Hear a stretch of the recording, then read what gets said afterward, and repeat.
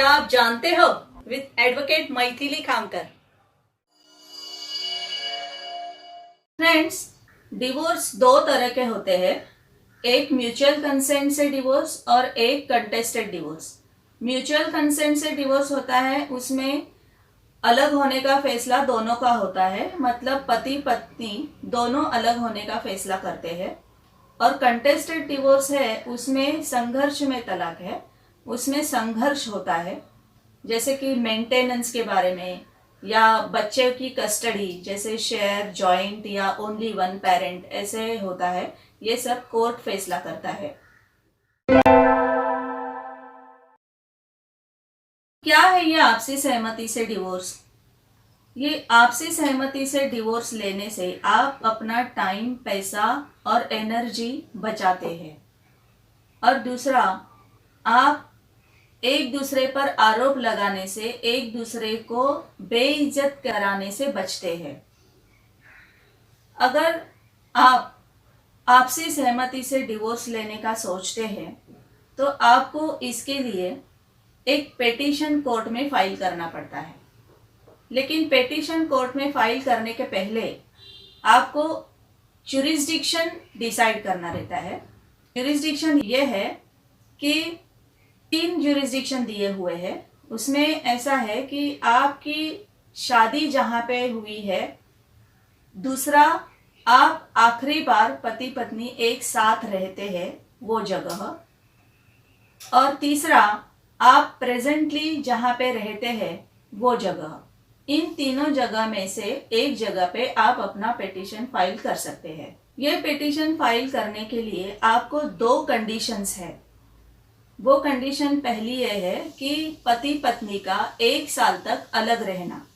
1 साल तक अलग रहना इसका मतलब है कि आप एक ही फ्लैट में साथ में नहीं रह सकते, एक ही फ्लैट में अलग अलग 2 कमरों में नहीं रह सकते, एक ही अपार्टमेंट में 2 अलग अलग फ्लैट में अगर आप रहते हैं तो वो चल सकता है। उस बीच में आप में शारीरिक संबंध नहीं होने चाहिए, क्योंकि अगर आपके शारीरिक संबंध होते हैं तो वो समय आपका अलग रहने का नहीं गिना जाएगा, उसके बाद से आपका समय काउंट होगा।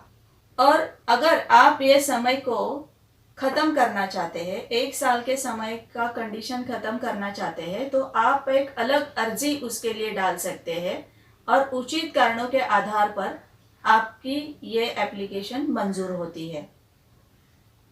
दूसरी कंडीशन है म्यूचुअल कंसेंट। आपका अलग होने के लिए आपकी दोनों की कंसेंट होना ज़रूरी है, और वो कंसेंट बिना किसी दबाव के होना ज़रूरी है। तो कैसी होती है ये म्यूचुअल कंसेंट डिवोर्स की प्रोसेस? ये प्रोसेस में 2 पार्ट होते हैं। एक पार्ट को फर्स्ट मोशन कहा जाता है और दूसरे पार्ट को सेकेंड मोशन कहा जाता है। फर्स्ट मोशन में सेक्शन 13B(1) के अनुसार एक एप्लीकेशन फाइल होती है। उसमें ऐसे लिखते हैं कि पति पत्नी का शादी के पहले का नाम, उम्र, पता और मैरिटल स्टेटस। मैरिटल स्टेटस मतलब शादी के पहले दोनों अनमैरिड थे या तलाकशुदा थे। उसके साथ दोनों के पासपोर्ट साइज फोटोज, शादी का कार्ड और शादी का फोटो, और पते के लिए आधार कार्ड या पहचान पत्र। अगर पता अलग है तो उसका अफिडेविट अलग से देना पड़ता है।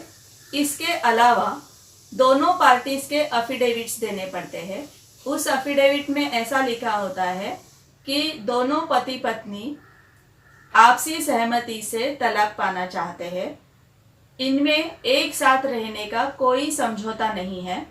दूसरा, अगर कोई कंडीशन है तो वो कंडीशन भी इस एफिडेविट में शामिल हो। और दूसरा, अगर पति पत्नी में कोई लेन देन होती है तो उसके भी सारी डिटेल्स इस एफिडेविट में शामिल होनी चाहिए।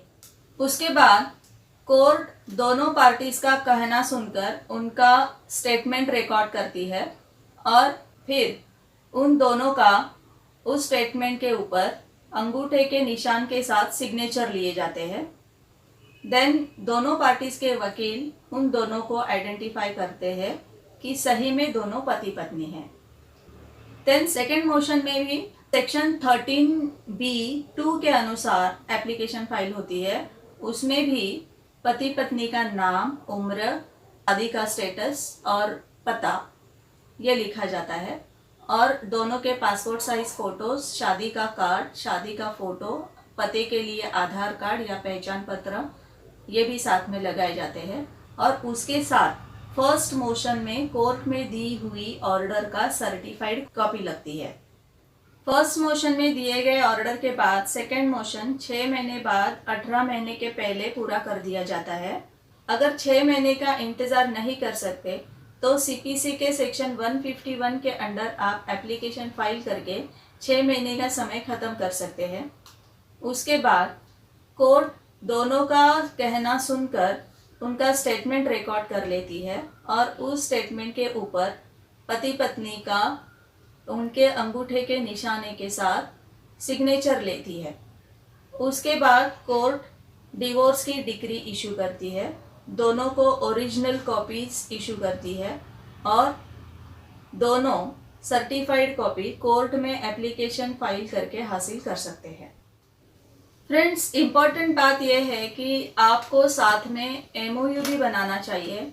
एमओयू मतलब समझौते का मेमो।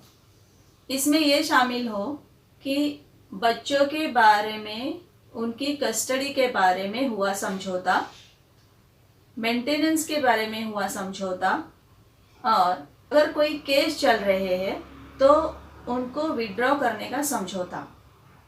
ये सारी बातें उसमें शामिल होनी चाहिए। दूसरी बात, इम्पोर्टेंट बात यह है कि अगर डिवोर्स होने के बाद भी पति पत्नी फिर से साथ में रहना चाहते हैं तो वो साथ में रह सकते हैं। उसके लिए आपको कोर्ट में सेक्शन 10 के अंडर एक एप्लीकेशन फाइल करनी पड़ेगी और उस डिवोर्स को ख़त्म करना पड़ेगा। उसके बाद आप फिर से साथ में रह सकते हैं। तो दोस्तों, अगर मेरा ये वीडियो आपको पसंद आया है तो लाइक करना न भूलें, और आपको अगर कोई सवाल हो तो नीचे कमेंट बॉक्स में आप लिख सकते हैं। आपने मेरे चैनल को अभी तक सब्सक्राइब नहीं किया है तो प्लीज़ सब्सक्राइब कीजिए और बेल आइकॉन दबाना न भूलें, ताकि जब भी मैं अपना वीडियो अपलोड करूं तो सबसे पहले जानकारी आपको मिले। तो जानकार रहो, सुरक्षित रहो।